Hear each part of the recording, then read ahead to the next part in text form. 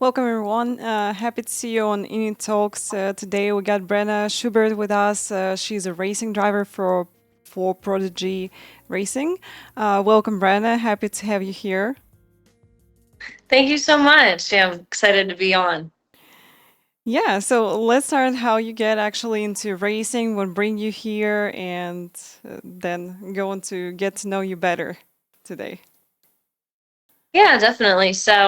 Um, it was kind of funny. Me and my dad were at a miniature golf course when I was 9 years old, and they Hmm. had these little rinky-dink go-karts there that I just begged my dad to try them. And as soon as my foot hit the gas, I just fell in love with the adrenaline rush. That was kind of the main start for me. And then we kind of shopped around for some different go-kart places and eventually got into karting a little bit more serious, kind of took it into my own hands to try and kart at more of a national level. And then I got some opportunities in a few different testing opportunities in cars through the PT Autosport Aspiring Driver Shootout, and then found this racing prodigy opportunity in The Sims. So I downloaded Street Kart and started practicing on that mobile racing game Hmm. and earned my spot into the Prodigy Racing League. That's awesome. So you actually started from indoor karting, so which is rent kart, yeah, right? Do you have like big championships in United States with those? Because I remember that I did some, in Russia we had the endurance championship with rent cars, carts. It was really exciting. A lot of teams and like 5 people per cart. It was really awesome. So tell me more about this. Yeah, definitely. We have a few really good championships actually in the United States. We don't quite have like the SOTY World Series that Mm-hmm. a lot of other countries have. I'm not sure why, because we do have a lot of SOTY rental carts here. Um, but we do have the Touring Kart Championship and Endurance Karting USA, which is kind of what you were talking about with a lot of the endurance racing. So when I first started out, I mainly just kind of started at my home track, which would be the Lehigh Valley Grand Prix, Mm-hmm. and they're one of the only gas indoor tracks left, that aren't electric.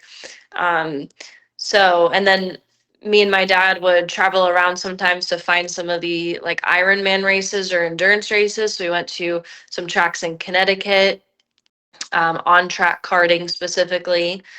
And then, after I kind of did that for a while, then I started traveling more with the Touring Kart Championship, where they go to a few different states across the East Coast.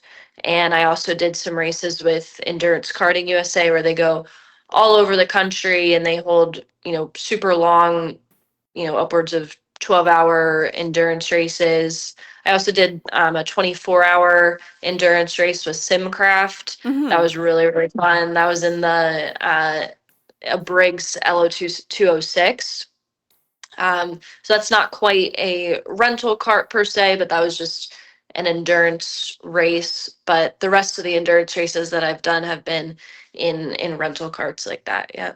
I think endurance racing is so exciting. I really like to do endurances in iRacing because it's different strategy. You're trying to save fuel, you're trying to save tires, and like be careful on the track rather than pushing so hard like we're doing in sprint races and short races.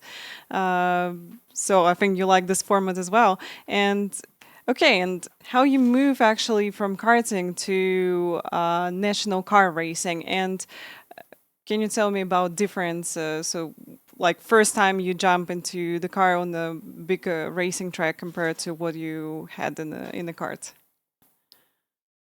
Yeah, so firstly, I definitely agree with you on endurance racing. I love those endurance karting races. They're so much fun. But yeah, when I first moved up to cars, my first ever experience in a car was the Lucas Oil Formula Car School. and I believe my dad got me that for my birthday. I was like begging him. He was pretty reluctant to do it, but there was the opportunity. At the time, the Lucas Oil had a shootout where if you just attended the school, you were eligible for the shootout and the potential to win a full season with them. So I think that kind of won him over a little bit. Hmm. But my first time in that car was definitely eye-opening and a little humbling because I was coming from winning all these karting championships and everything like that, and then I jumped into this car and I kind of expected to be good right off the bat, and that was Hmm. not really the case. So I still did pretty decent looking back. Like I just expected to be the best in the school and I wasn't. So it definitely was eye-opening just kind of transitioning. I always thought that the transition from karts to cars went super smooth for everybody and that it prepared you for everything. It definitely prepares you a lot, but I don't think it's a super smooth translation for a lot of people. So I struggled there, but then my experiences after that were all in like sports cars, and I felt really comfortable right away for the most part in the sports cars that I drove. So I got the kind of the opportunity with Formula Woman to drive some sports cars, and then eventually the being selected for the PT Autosport Aspiring Driver Shootout, which is in the Porsche Boxster. Hmm. That's awesome. Yeah. Yeah, as you said, transition from karts not going as smooth as you expected, because the same thing happened to me when I been joining the formulas, the open wheelers. After I've been like for many years in karting, I was like, wow, you actually don't see anything like from cockpit, and it's horrible, and you just realize the track is so wide, the main straight, it's really long, and it took hours like to get till the end of it. So yeah, it took some time for me to get used to it also because view is completely different to kart. Definitely. And not only that, but I mean, since we both kind of it sounds like kind of made that transition to formula cars Yeah, initially, and like you have to, the brakes, you have to brake so hard and everything like that, and it's just not completely different, but it's pretty different there and just a lot more intimidated because when you're in a go-kart, you don't really have to worry too much about crashing or anything like that. But when you're in a car, if you crash, it's either very painful or very painful to the wallet. So, yeah. Or yeah. yeah, that's true. Like cars is so cheap compared to racing on the big track. Exactly. Yeah. Yeah, as you said, you have to push brakes harder, and you can feel like G forces also more, and yeah. So formula, it's completely different. I remember guys who's been they doing the track days, and I've been doing formula these days, and they like coming to me and asking me. So they've been driving the Porsche GT3 RS on the track, and they like tried for a few laps formulas, and they like coming to me with a huge respect, like, how you doing this? This thing is so scary to drive on the track, So Yeah. yeah, it's Yeah. definitely, formula. It's a great experience, really fun cars. Yeah, big props to you for doing that. I would like to at some point try out a Formula car again now that I have some more basic car knowledge and Hmm. basic, skills that way. I think it definitely was super intimidating as a first experience in cars, but I'm sure it'll still be intimidating as a, secondary experience, but hopefully I can at some point jump back in to see if I've conquered that that intimidation or not. But Yeah, definitely with more experience, like it will be easier to do, and more fun to have for you for sure. Um, So let's dive deep into like car racing and all this stuff. So, what's your favorite combo which you've been driven, like the car and the track also in real life? So probably my overall favorite combo would have to be uh, the Racing Prodigy Radical Mm-hmm. um, at Homestead, Miami, because I just kind of really jived with that track. I did really good Mm-hmm. on that weekend, and it was the first kind of time in that car where I was like, okay, I have the pace to win, and I feel really comfortable on this track.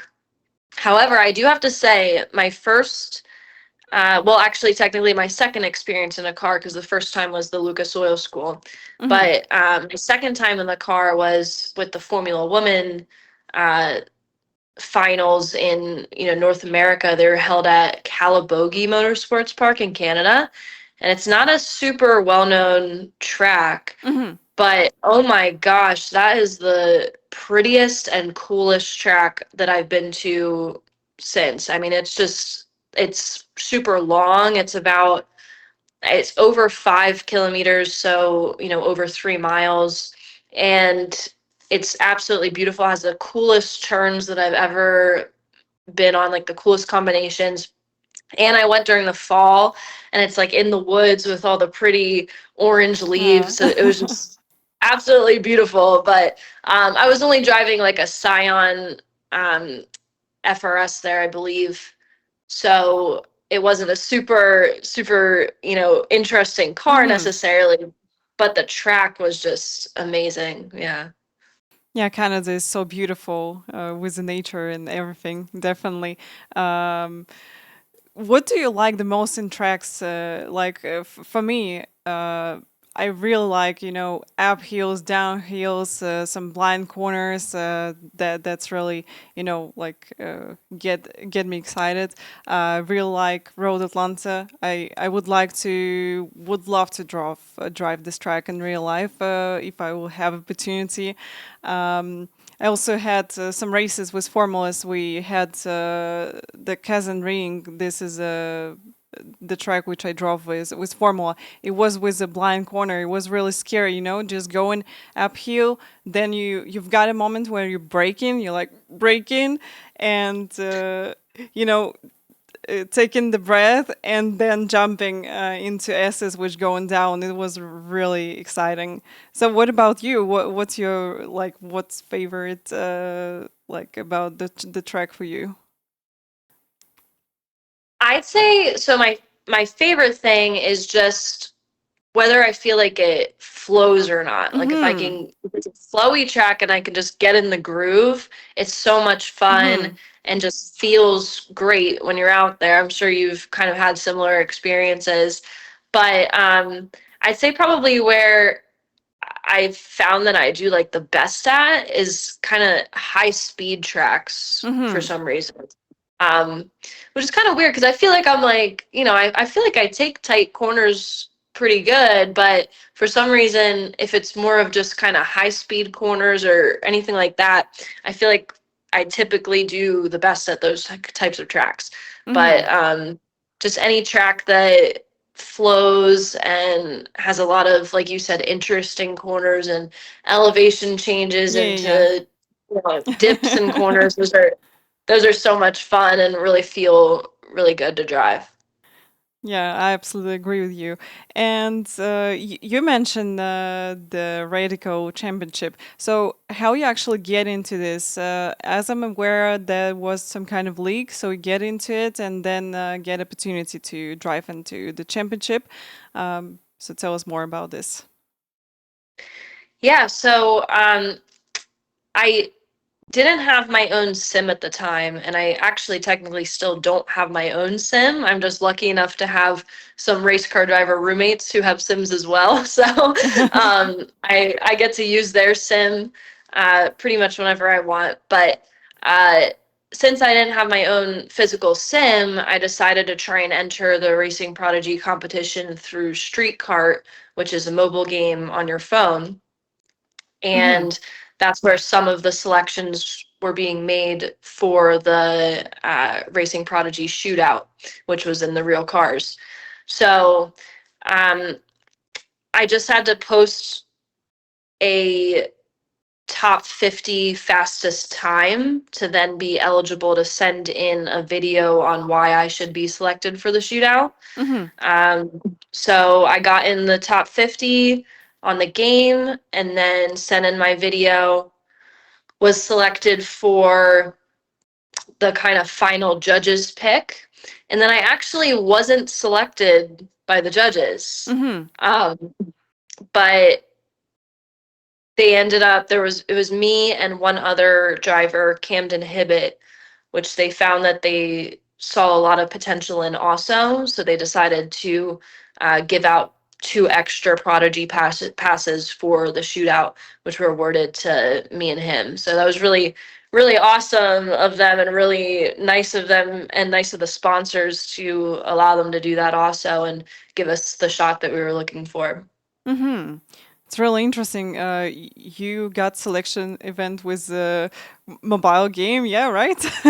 Yeah. That's really funny. I never heard that you can get like we know some examples where actually people who's in sim racing, they jumping into the real world of racing and get into selections, like for example the Gran Turismo Academy or something like this. But never heard that actually the mobile game can bring you to the real life racing.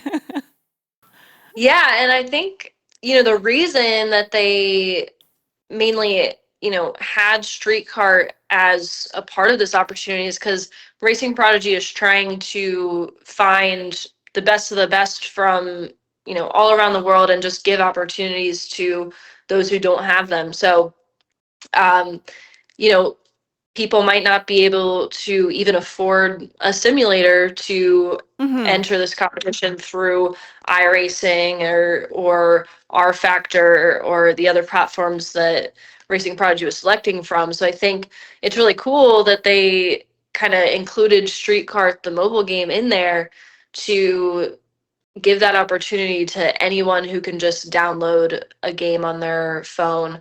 Um, and honestly, the selections or the drivers that came from Street Kart, a lot of them did really, really well in real life.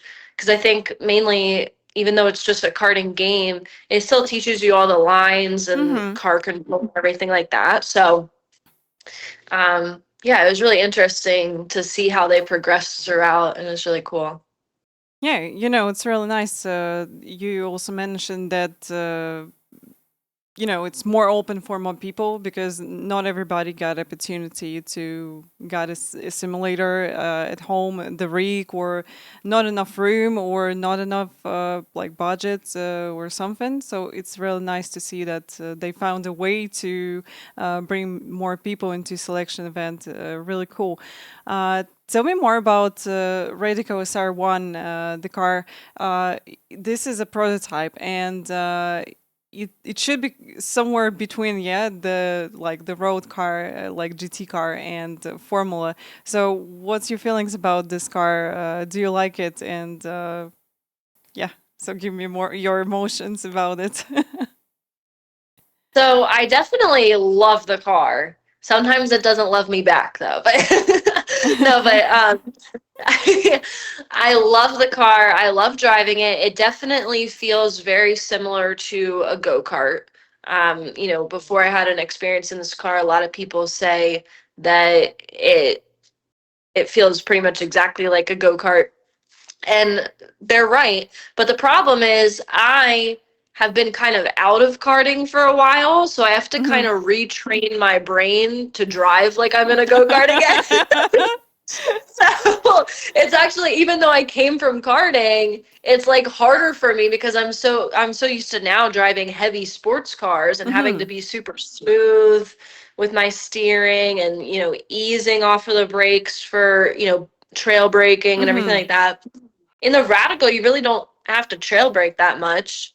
And in especially because right now I'm working as an instructor at the Ron Fellows Performance Driving School and Spring Mountain, where we're driving Corvettes and Cadillacs all day long. Mm-hmm. And my muscle memory is, firm on the brakes initially and then pretty much almost immediately start trailing off the brake Mm-hmm. to turn into the corner and then just coasting for a while, then getting to gas.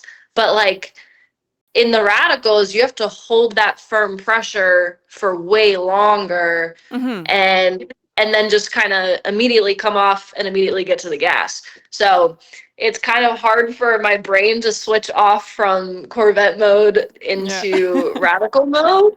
But when I am driving it, I love it. And I'm like, this feels so good. Like, I feel like I can catch the car really easily too, for the most part. And it's just amazing and fun to drive, and it's a physical workout too, and it feels good because I haven't really been able to find a car that's almost the same physical workout as go-karting. Mm-hmm. So the Radical is a pretty good workout, and it's super super fun to drive. You feel like you can really feel the aero kicking in as well, even though the SR1s actually have less aero than the other radicals, but you can definitely feel the aero, and it's a blast to drive. Mm-hmm. Yeah, it's really sound like the Formula 4 and Formula Masters, which I drove. So yeah, you really have to like push brakes and then release as soon as possible the brakes and jump into the corner because you don't need that long trail braking because car got aero, so aero help also with it a little bit. So Yeah. you need to just transfer the weight to the front, and then car going to do everything for you, and you just return back on gas as soon as possible. So it's really cool. Yeah. Um, it's about the Corvette. I can imagine, this is really heavy car, and like with a big engine, that would be yeah really hard to switch to radical because it's really light and nice car to drive. Yeah, it's kind of funny because I mean, I should be better at driving the Radical, I feel like, because my I grew up in karting and Yeah. that's my main background. But because I'm driving these Corvettes every single day as my daily job, like now it's kind of screwed me for my Radical championship. But I think I like for the most part, I think I got the hang of these radicals really well. At, for example, the Homestead Miami race, I performed really, really well. Um, it's just sometimes after the first session, the coaches are always telling me, looking at the data, well, you're entering with too much, momentum. You need to Hmm. stay on the firm pressure longer. And I'm like, what the heck? Like, I'm just trying to take this sport, but yeah. So, but once they tell me that, it usually registers. Okay, I'm in radical mode, Brenna, not Corvette mode. Hmm. So yeah. All right. It's really cool that you adapt to the car and actually had fun with it. Really nice engineers, like save them please. They help in a lot with the telemetry and all this stuff for us. Definitely. Yeah. I mean, big thank you to the engineers and the coaches and everything. It's so cool what they, and how much we benefit from it too. It's awesome. Yeah. So moving forward, let's talk a little bit about that you a global ambassador of the FIA Girls on Track, and also you are Esport Cup winner of it. So yeah, I'm ready to hear a story from you. Yeah, so that opportunity was really cool. Um, I basically was just scrolling on Instagram and I found the advertisement from the FIA about the Esport Cup. And I was like, okay, I need to practice on the simulator more anyway, so I'll go for it. Didn't really expect to get a top time because like I said, I don't have my own simulator and I don't really consider myself a super good simulator racer. I actually typically only use the sims that are available to me for just practicing tracks that I'm going to soon. Hmm. So I don't think I've ever actually done an official iRacing race before. I just go on the sim like to do open lapping. So, once I saw that it was a time attack and not a race, I was like, now we're talking. So,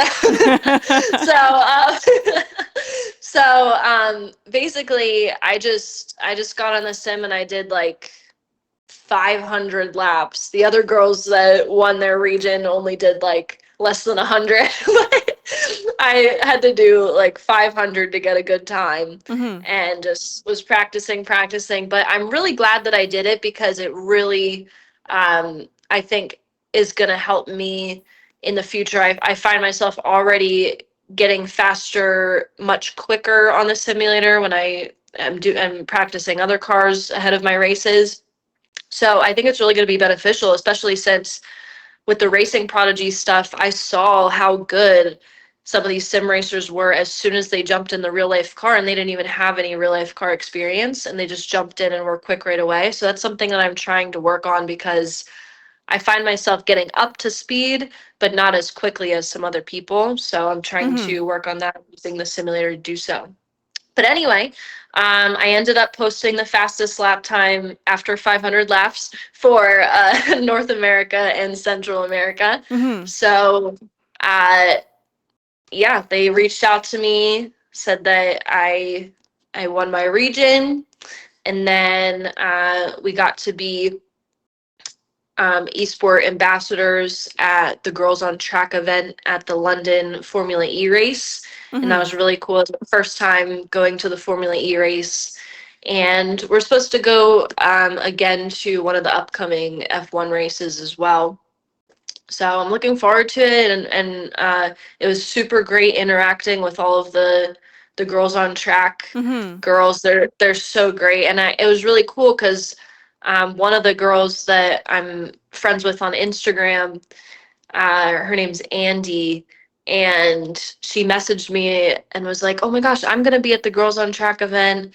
I'll come up to you." And we met and we were talking about her go-karting. She's an Irish go-karter, and I was coaching her on the Sims, and Hmm. she did amazing on that simulator. She's going to be a really good race car driver, and she's older for sure. But yeah, so it's just so cool, you know, getting to kind of meet these young girls in karting or other aspects who you actually kind of know online, and then meet them in person just from around the world. It was really cool.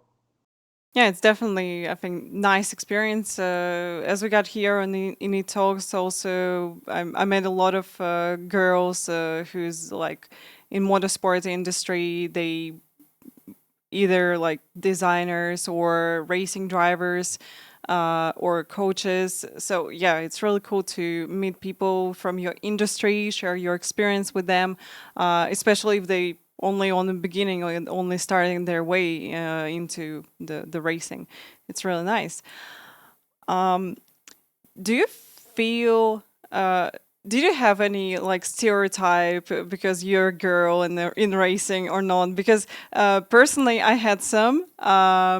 It was really funny when I get into the formula. I was like 17 years old, and here in Kazakhstan, they used to have articles, topics about me that girl without driving license, because people don't understand that you got racing license. Yeah. So it was really funny. And when I was in a formula, I also was like alone. So boys, they've been together with each other, like having fun, talking and doing all the stuff. I was alone, like, and do you have something like this in your experience or not?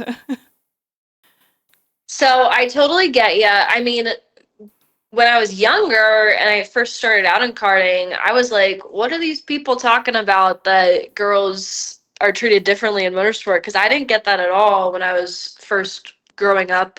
in karting. I felt like I was treated perfectly, fairly, and everything. And um, it wasn't until I kind of got on social media and people are able to hide behind the screen Hmm. and then say kind of bad things about me on their phones or something because they're not seeing me in person. But I think in person also too because I'm 5 feet 11 inches tall, Hmm. and I, I think sometimes I'm a little intimidating to people. So I think in person it wasn't as bad because I don't think anybody was gonna say hateful things to my face or anything like that. But there are definitely, some joking stereotypes, or even at my job, since I'm an instructor, sometimes the students they'll lightheartedly make some jokes about um, being a girl driver, but then I take them for their demonstration lap where they're in the passenger seat and I'm driving the car for them, driving their car to kind of show them a good lap, and then after that they don't say anything anymore.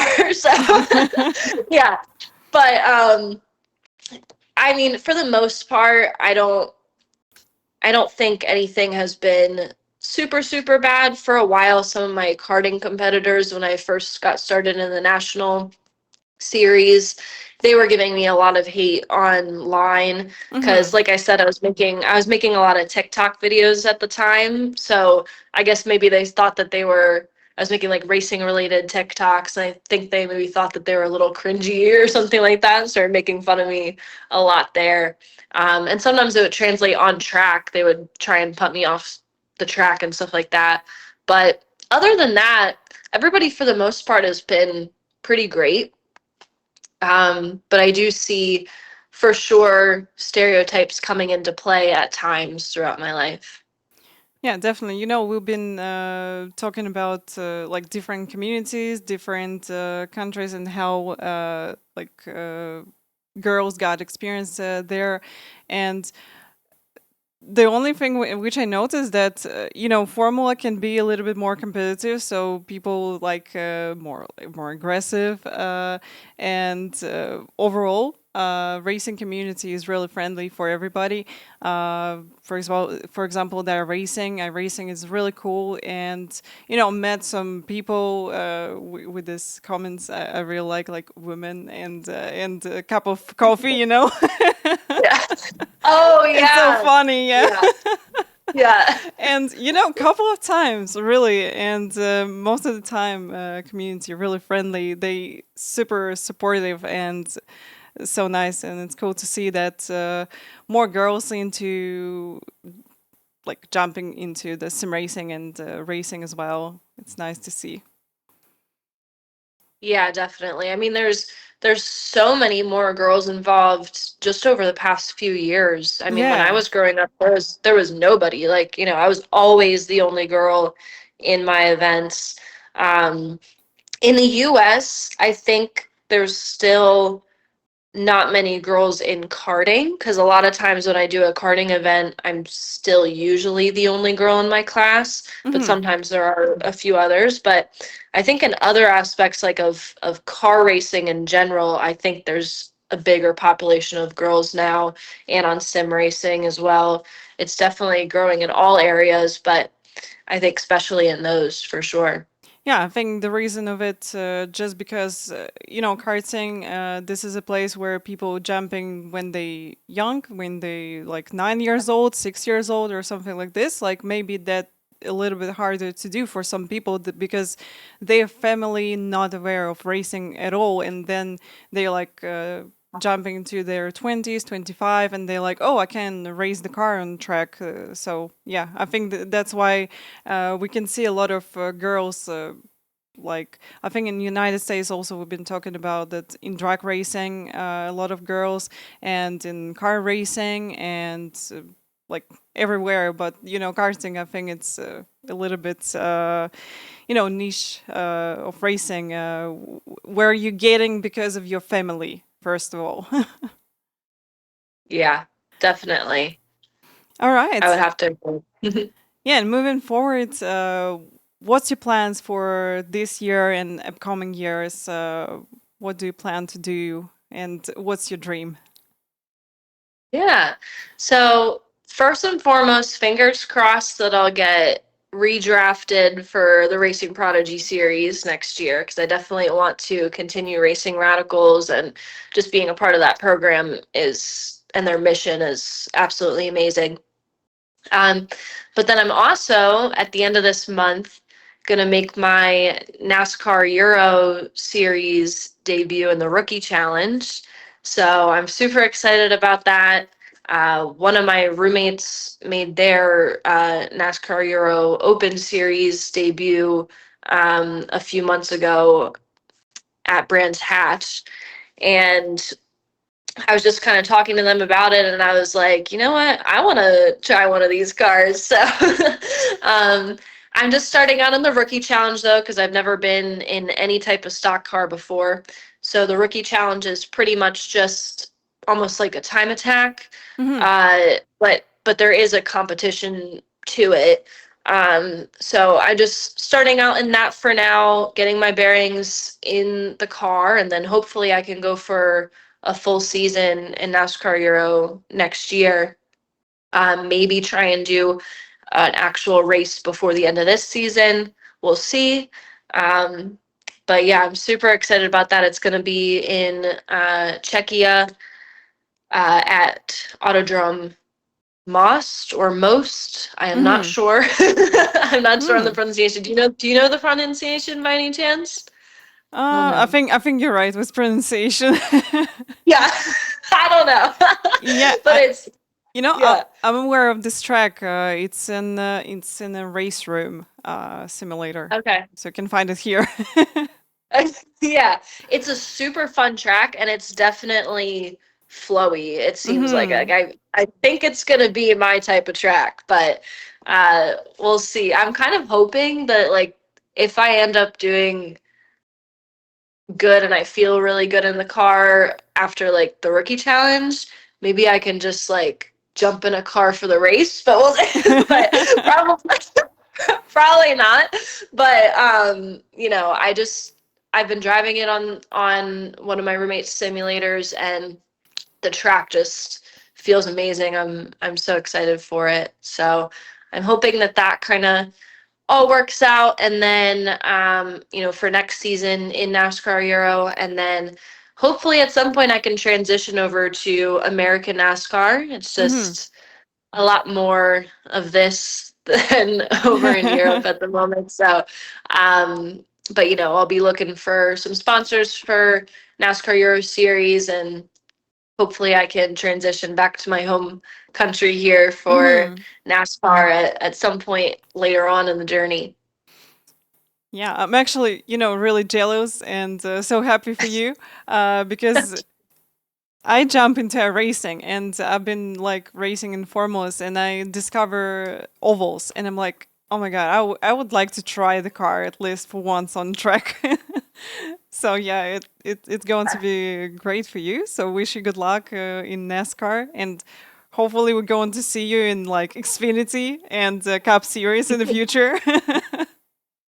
Hopefully, we'll see. Yeah. I mean, I think like a lot of us, um, it's just obviously it's a lot about money these days, not necessarily talent, but that's why I'm so thankful for the opportunities that I have had over the years, Hmm. with all the shootouts that I've been involved in. The PT Autosport shootout, the even the Formula Woman shootout, the Mazda shootout, and then the Racing Prodigy shootout, which ultimately gave me my most shot in a professional racing series. And it's just incredible what these companies are doing, to try and fix the issue at hand, because no other sport has this issue really. It's pretty much just racing. So it's just so cool that all these companies are trying to help out and have these shootouts, just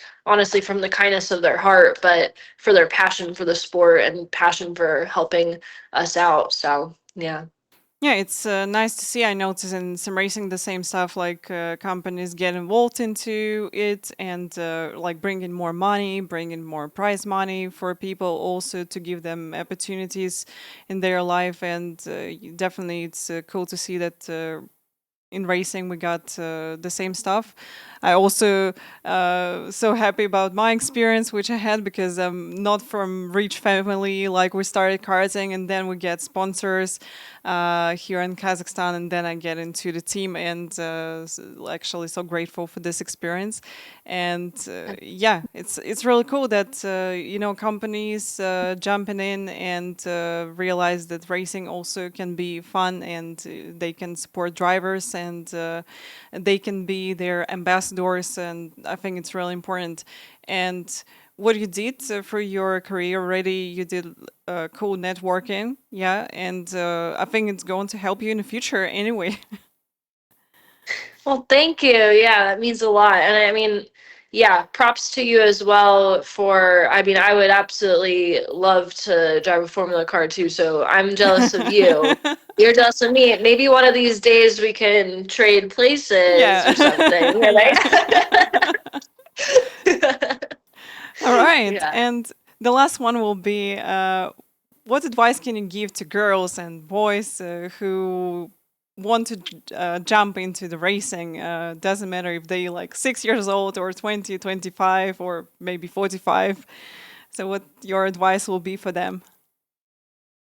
So, I mean, it's gonna sound like a cliche, but I always tell myself, because sometimes I hear these cliches and I'm like, oh, it's just a cliche. And then I really think about it and I'm like, wait, that actually has some meaning to it. But really, I mean, truly follow your dreams, because and just don't give up on them, because really, if you don't give up on them and you're working towards them every day, you're gonna make it. I mean, people tell you this all the time, but I feel like you don't really believe it. But you should, because just, for instance, when I was in middle school, I told my guidance counselor that I wanted to be a race car driver when I grew up. When he asked, uh, what type of careers I'm looking into, and I said, well, I'm going to be a race car driver, and he starts laughing, in my face, and was like, well, maybe we should come up with another plan. But it's, if you saw me now, look who's laughing. But no, but like, so so yeah, like, really just follow your dreams and don't believe anything that anybody says. If you know that you can make it yourself, then go make it. Because I mean, even my parents, we were going through a struggle period because they did not like that I was spending all my money on racing, Mm-hmm. and they really thought that I should just give up the dream. And then, like 6 months later, I got the racing prodigy opportunity. I got the PT Auto Sport opportunity. I got this job in the instructing industry, and that all happened right after that period where I was really going to head with my parents. It was a really rough time for all three of us because I just was not giving up on this dream and I wasn't going to. But Mm-hmm. it worked out, and now they're ultra supportive of me because I made it. So don't listen to anybody but yourself. Really keep pushing for that dream if it's truly what you want. Yeah, I absolutely agree with you. And also want to add a little bit that community is really friendly. And if someone would like to jump into racing, sim racing, like karting, they should go here. People going to welcome you and support you in your way, give you advices, and um, maybe you'll get the opportunity to jump into like bigger racing team and on big tracks as well. Yeah, definitely. And if anybody listening or watching ever wants, any feedback or advice or anything, feel free to reach out on Instagram or anything like that. So, Yeah. So, guys, don't forget to follow Brenna on her Instagram. I just shared the link into the chat. Brenna, thank you so much. It was absolutely amazing to talk with you. You're gorgeous. So, yeah, what? wish you good luck. Well, thank you, but you should have heard me talking to my roommates earlier because oh, because I just got home from work like a half hour before the podcast started, and I was like, oh, like I can't straighten my hair's a mess, and I was like freaking out, and they were like, Brenna, you look fine, and then Yeah. you say that, and I'm like, oh my goodness, no. Hey, So, I just had like 1 hour sleep before the podcast, so all good. well, you look beautiful, and your red Thank lipstick you. looks gorgeous too. Yeah, Thank you. yep. So yeah, wish you good luck. Once again, thank you so much for your time. It was really fun. Guys, thank you so much for watching. We'll see you for next INIT Talks. Thank you, and thank you, Brenna. Yeah. Thank you guys.